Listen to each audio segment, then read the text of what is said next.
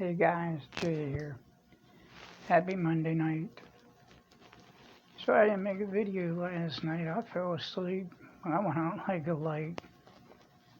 By the time I woke up, it was like after 1 o'clock in the morning. Nah, I just went right back to sleep. I was so damn tired I couldn't see straight. But, well, the party's about over. My mom's probably going to be home this weekend. She's doing good. I talked to her on the phone today. And we got this morning, so I was bored. I had to wait for that doctor to get here, but all my meds will be ready tomorrow at Walmart. I gotta go over and pick them up. And he actually didn't even have to do that, because I'm getting a different PCP, but he was my PCP from Sea Pines. When he heard what that other doctor did to me, he said, I've had you for a while, and he said, see you almost die, and then just cut your meds like that over calling something in. He said, I stopped on my own accord, but I told him my insurance company. He said, well, I don't know if we accept those either. And I said, well, they don't. You're not going to be able to call them in. He said, well, I got my own private practice. He said, so I'll call them in from there. He said, I can write a prescription for Joe Schmo. It ain't none of their business. I said, all right. He said, no. He said, yeah, you'll be taken care of. He said, it'll be in tomorrow for you. So, anyway, I was out there. I got the garage cleaned up a little bit. And I was sitting there, and I bought that damn flagpole. And I had Tom there working with me, trying to put this thing together. He had this thing so far ass backwards. The poles were numbered. And every time I switch poles around, he'd switch them again. Till finally it was getting dark. I said, you know what, Tom, forget it. I'll play with it later. So today I just sat there and I looked at it and I figured it out. Got it all put together. Got it put up myself. So the American flag's back up and the POW flag for my dad for the 4th of July. But yeah, after the doctor showed up and I guess I took care of my meds and everything. So I got done with all of that and I was mopping up the living room. And I look out and there's some kind of, looked like an unmarked police car and a marked police car behind it, pulling in front of the house. So I'm like, what the hell is this? So it started panicking, because I'm thinking, what, something happened to my mom or what? So here they were from social services or something. Come here, they had an anonymous complaint that I physically and mentally abused my mom, that I would starve her for days at a time, that I wouldn't help her with anything, that I made her cook for me every day of the week. Shit, Charles Manson had a better chance seeing God than my mom cooking for him every day of the week. Because I'm pretty much the one that has to do that. In between everything else I gotta do. But I talked to her today. She's doing good. Can't wait to get home. I talked to the doctor. The doctor said she's pretty much in the clear, but I just want to keep her for maybe till Saturday or Sunday. Keep her on the antibiotics, make sure. And then she'll call when I can come pick her up. So, but the only thing I'm not gonna miss is listening to them stupid soap operas out there blasting on a TV every day. But no, but these people come in and they trying to accuse me of stuff. The cop had a cane. He was in a canine unit car, and she asked me if there was any narcotics in the house. I said no. I said nobody in here does drugs. She said, at any point in time did somebody do drugs? I said, my dad was on one of the codeines, Oxy or Hydro, I don't know which one it was. And the guy said, well, how long was he addicted to that? I said, he wasn't addicted, he was dying of cancer. He had like a week to live.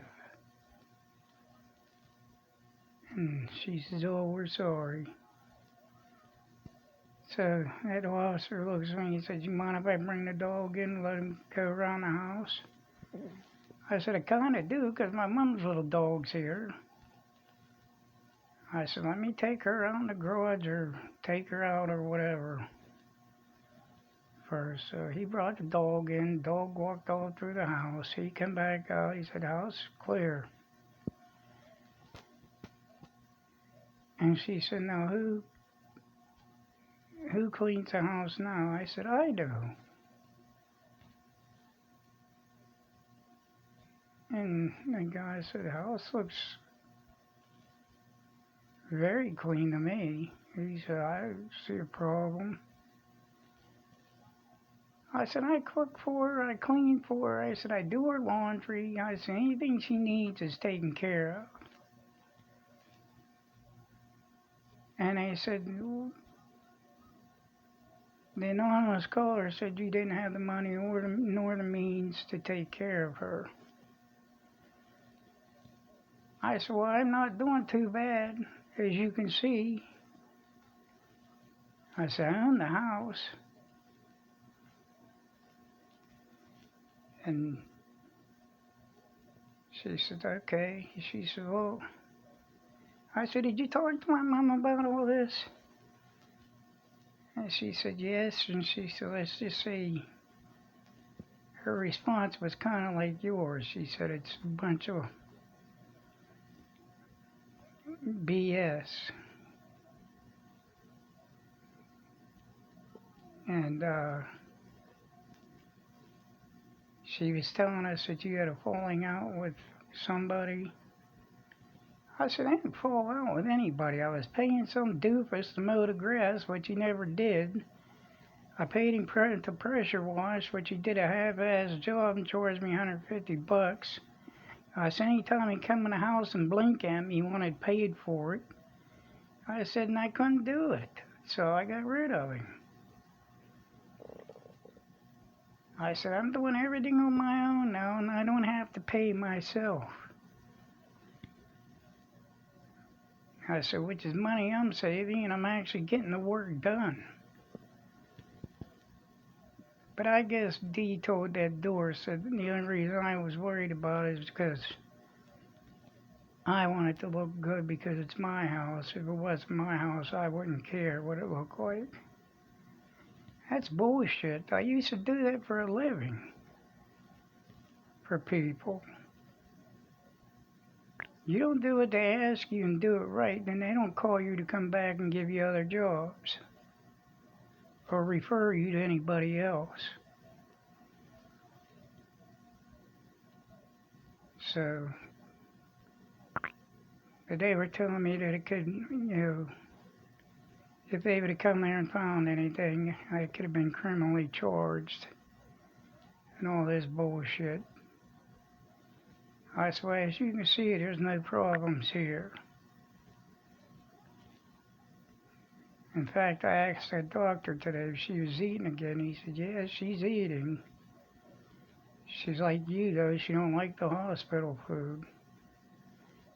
I said, you think she'd be up for a slab of barbecued ribs? when she gets home. He said, I'm sure she'd be up there anything better than this stuff. And I said, I'd like to throw her. I said, hopefully. I said, if she can come home Saturday, I'd pick her up Saturday. I said, and I'll pick the stuff up for the 4th of July and we can have a picnic. He said, well, I'll tell you what. He said, I work Friday. I'll check her Friday night. And he said, if she's able to leave, he said, I'll call you Friday evening and come early Saturday morning after 7 and pick her up. That way it'll give you plenty of time to get home and cook and do whatever you need to do. But I called back up there and told them what happened. And I give you 2 guesses who it was. Anonymous caller. I can't afford to pay somebody to mow the grass.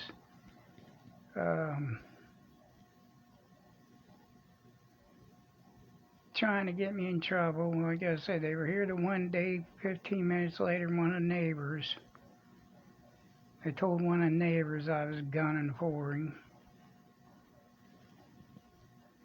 So, I don't know. If I find out it's them, boy, it's going to be hell to pay.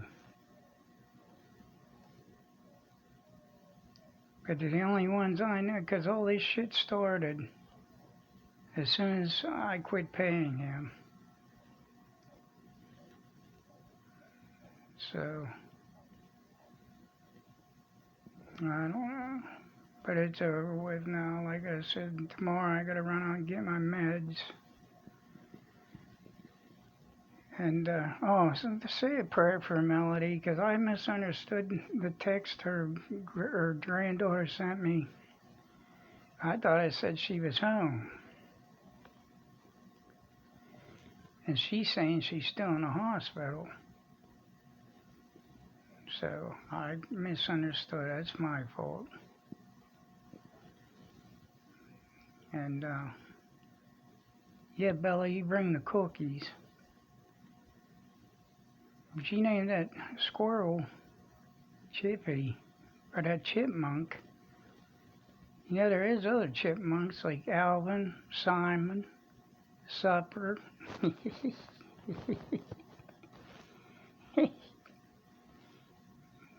Yeah.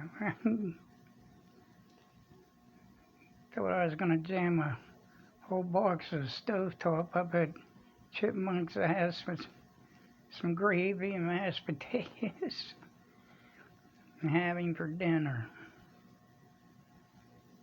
I don't know, like I said, just one of them days. Well, everything went good until that happened. So, but I'd say co-op seen that, all that new equipment out in the garage, that new lawnmower I got, the Eco, the blower and all that stuff. And he asked me where I got it. I said, down at Lowe's. He said, do you have anything proving that you bought that? I said, yeah, follow me. So I opened up my lockbox. I said, don't be alarmed. I said, my dad's gun's in there. It's not loaded. He said, what kind of gun? I said, a 38 special. He says, all right, just open it slow. So I open it up and I keep a Ziploc bag in there with all my receipts in it. So he's looking through and he said, yeah, you do it. He said, $600 and some for that push mower. He said, holy cow. I said, yeah, but it's a lot better than gas and tearing carburetors apart every year. He said, yeah, I guess you're right. He said, with the price of gas anymore, you'd run up $600 real quick. But he said, you mind if I see that firearm? I said, no, here. so I grabbed it, held the barrel down and the handle. He just popped it open, and he said, no, he said, not loaded. He said, whose gun is this? I said, it was my dad's when he passed away, he left it to me. He said, it's a nice gun. I said, well, I have a box of shells in there too for it. I said, I just don't keep it loaded. I said, it's a revolver, so it's real easy to load and it's quick to load. I said, not quicker than slamming a clip in something, but I said, I thought about buying another 9mm or something, but I said, I don't need any more guns. So I said, this is here to protect me and my mom, and that's it. So, but anyway, they said, sorry to bother you. Enjoy your time with your mother. And we have to start back up. We'll just tell her we talked to you and everything's straightened out. I said, that's good. I said, because the 4th of July is coming up and I got to pick her up and I want to pick stuff up to have a picnic. It'd be kind of hard for me to do behind bars. And she just laughed and she said, you're not going to jail. So then they left. I was sitting there thinking, why the hell do people, why can't people just leave people alone? All over money.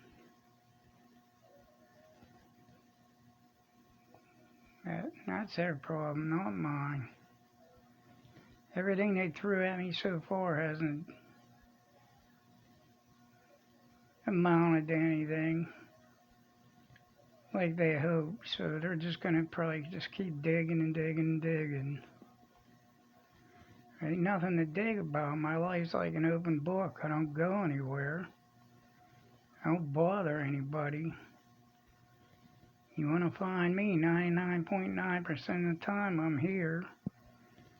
And the other 1% of the time I'm either at Home Depot, Lowe's, or Walmart. So, alright guys, well I'm going to get going. I got some other stuff I got to get caught up tomorrow before she gets home. In fact, when I go pick up my meds tomorrow, I'll probably pick up them ribs and everything for 4th of July. Whether she's home Saturday or not, I'll just postpone it. Have it late. That's no big deal as long as she's coming home. Alright guys, well I love you all. God bless. Please like, subscribe, and share. Don't forget the damn likey button, Betty. Yeah, that's one more thing I wanted to say. Where in the hell is Chris getting all this money to travel all over the place like he is? Yeah, he said something on a video today. He went around a lake. He said, I'm looking around here and see maybe they got like 5 acres of my dreamland. Well, you know what? If you don't work for a living, you don't do nothing. That's all you can do is dream, because you sure as hell ain't going to have a reality of anything. It takes money to be able to do stuff. And if you want something, you got to get off your ass and work for it. I don't know. Okay, anyway, love you all. And don't forget the damn likey button, Betty. I'll see you on the flip side. Good night. Bye-bye.